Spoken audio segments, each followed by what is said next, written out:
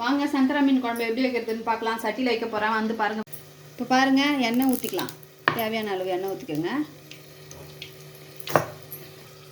இப்போ பாருங்கள் ஃப்ரெண்ட்ஸ், சட்டியை வச்சுட்டு நம்ம தேவையான அளவு எண்ணெயை ஊற்றிட்டு இப்போ கடுகு போட்டுக்கலாம். தேவையான அளவு கடுகு போட்டுக்கோங்க. அது நல்லா பொரிஞ்சு வரணுமாம்மா? கடுகு பொரிஞ்சிச்சு பாருங்கள் ஃப்ரெண்ட்ஸ். இப்போ வந்து எண்ணெய் போட்டுக்கோங்க. கொஞ்சம் வந்து சின்ன வெங்காயமும் பெரிய வெங்காயமும் ரெண்டும் கலந்த மாதிரி நான் அரிஞ்சு வச்சுருக்கிறேன். அதே மாதிரி அரிஞ்சிக்கோங்க உங்களுக்கு தேவையான அளவு. அதை அரிஞ்சு இதில் போட்டு சேர்த்துக்கணுமா? போட்டு சேர்த்துக்கிறேன். நல்லா வதக்கணும். சின்ன வெங்காயம் போட்டிங்கன்னா நல்லா டேஸ்ட் கொடுக்கும். மீன் குழம்பு அல்டிமேட்டாக. சட்டியில் செஞ்சால் எப்படிமா இருக்கும்? சட்டியில் செஞ்சு பாருங்கள், செம்மையாக இருக்கும். செம்மையாக இருக்கும். இன்னொரு நீங்கள் சட்டியில் எந்தெந்த மீன்லாம் சட்டியில் வைக்கலாம்? எல்லா மீனுமே வைக்கலாம். இப்போ நீ என்ன மீன் பண்ண போகிற? நான் சங்கரா மீன் குழம்பு தான் வைக்க போகிறேன். சூப்பர். அதுவும் சின்ன வெங்காயம் சேர்த்து வச்சிங்கன்னா அவ்வளோ அருமையாக இருக்கும். சரி, ரெண்டும் கலந்துக்கோங்க. பெரிய வெங்காயமும் கொஞ்சம் ஒரு 3 கலந்துக்கோங்க. வெங்காயம் வதங்கிச்சு. இப்போ 2 தக்காளி அரிஞ்சு சேர்த்துக்கோங்க. அது நல்லா வதங்கிட்டுக்கோங்க. இப்போ மிளகாத்தூள் போட்டுக்கோங்க. தேவையான அளவு வீட்டு மிளகாத்தூள். நம்ம காரத்துக்கு ஏற்ற மாதிரி உங்கள் இஷ்டமாக போட்டுக்கோங்க.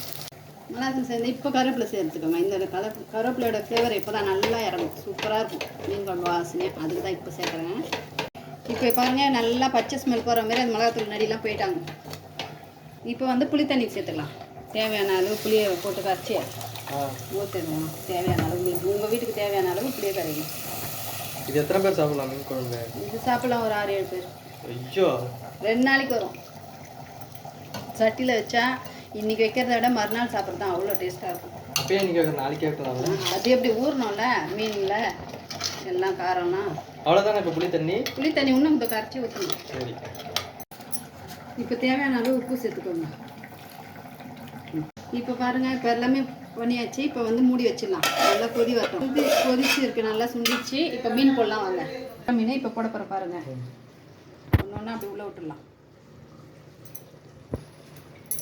நல்லா மீன் நல்லா ஒரு கொதி வந்ததும் ஆஃப் பண்ணி வச்சுட்டோமா, மத்தியானம் நம்ம சாப்பிடும் போது ஊறி செம்மையாக இருக்கும். அதுவும் சட்டியில் வச்சதுனால மீன் குழம்பு அல்டிமேட்டாக இருக்கும். பூனையும் வந்துட்டு பேர் வாசனை பாருங்கள். எங்கள் வீட்டு பூனையும் வந்து ஸ்மெல் பண்ணுது. சங்கரா எங்கள் பூனையே வந்து இங்கே பாருங்கள் வாசனை பிடிச்சின்னு இருக்குது மீன் குழம்பு வாசனைக்கு. இப்போ என்ன பண்ணணும்? இது அவ்வளோதானே. என்ன பண்ணணும்னா ஒன்றும் பண்ண வேணாம். கரண்டியெல்லாம் விட்டு கலக்கலாம் கூடாது. சும்மா அப்படி பிடிச்சி இப்படி இப்படி இப்படி இப்படி இப்படி கலக்கி விட்டா போதும். இப்படி பண்ணி விட்டுட்டு ஒரு கொதி வந்ததும் நம்ம ஆஃப் பண்ணிடலாம். அப்போ இப்போ ஒரு கொதி வரணும். ஆமாம், மீன் போட்டு ஒரு கொதி வந்தால் வெந்துடும். ஒரு கொதி தான் வைக்கணும், ரொம்ப வச்சிங்கன்னா புண்டுடும். சரி, ஓகே, க்ளோஸ் பண்ணிடு. ஓகே, பாருங்க கொதி வந்துருச்சு. ரெடியாண்ணா? ரெடி ஆயிடுச்சுப்பா.